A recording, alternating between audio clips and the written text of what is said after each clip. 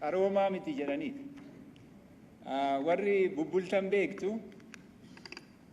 bara Haile Sillaasee dhuma isaarratti kan qaqqabee kutaa tokkoffaa innaan baradhu kitaaba kutaa tokkoffaatti baradhe tokko maal jedha taayitiliin isaa Lammaa Bagabayaa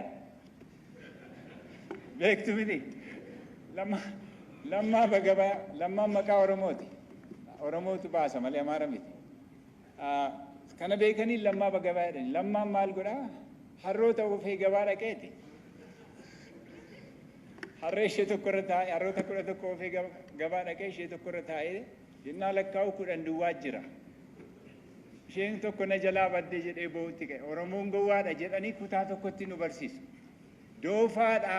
jennaa warri keenya mana barumsaa nu gashan ijoollummaatti isin doofaadha jedhanii nu barsiisanii kitaaba achi immoo dargiin dhufeeti manguddoonni baratanii bu'uura barumsaa masarratti mittiree maal fidanii isa barsiiseeraanu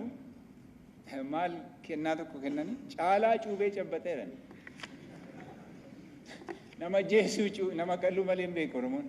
akka nutti manitti doofummaa keenyaa jecha sanarra darbinee immoo akka isaan nutti manittidha ani isiniin jechaa jiru sanarra darbinee immoo haayiskuulii galee yeroon baradhu afaan Amaariffaatiin gatii barachaa guddannee fi Amaariffaatiin dhibba keessaa 90 yoo finne namni akka koo maqaan isaa badhaasaa ta'e badhaasaa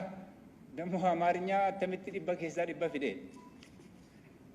dammoo badhaasa anta badhaasa nama jedhu keessan darbe baay'een keessa waan akkasii keessa darbitu doofaadhaati barachuu hin dandeessu jecha achi kolleejii gallee immoo maal nuun jedhanii seenaa godaansa Oromoo nu barsiisan biyyan biraatii dhufe laga keessaa ba'eedhan jirtu barsiisonni tokko tokkoon isaanii jiru warri akkas na barsiisan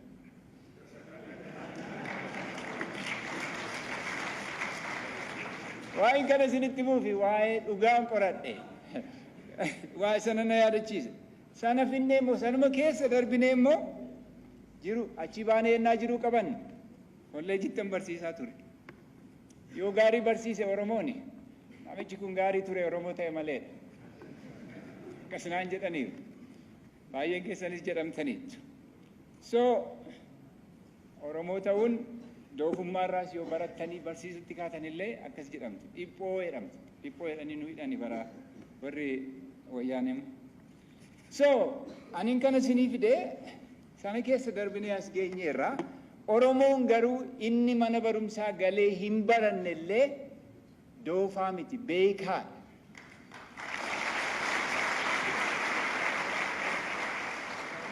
maaliif ragaan koo maali fagoon dhaqina kana laala maqaa naannoo Finfinnee duratti iddoo adda addaa baay'ee isaa isinitti himu Finfinnee Addis Ababaa Finfinnee Addis Ababaatti geeddaran irraanfadhaa isa mee iddoo tokko laala wanna sadii achi keessa caffee Araaraa maalitti geeddaran 4 kiiloo caffee Tumaa 6 kiiloo caffee Aannanii Meeksikoo namni aannan Meeksikootti geeddara meesin tamalatu Oromoon beekaadha lafa isaallee yennaa moggaafatu maqaa akkas bareedaa moggaafata achi immoo isa kan irra darbaa maal geeddaranii baddaa Ejersaa harbuu Irreecha maalitti geeddaran ani maqaa isaa dubbachuun barbaadu waliin fakkaata isa dhumaa naa dubbisaa burqaa qorichaa maalitti geeddaranii yakkaa Mikaa'el maal ta'a የመድኃኒት ምንጭ ወጥቶ ጀራኒ ማልታ ኦሮሞን ቤካዳ inni mana barumsaa galeen barannellee beekaan maqaa lafasaa moggaasa maqaa gaariitti maaliif akkas jedhee moggaasa Oromoon lafti akka baay'ee barbaachisaa ta'e beeka baay'ee gaarii akka ta'e beeka kanaaf maqaa gaariitti baasa kanumaa irra darbeeyyuu yennaa waa'ee lafaa kaasu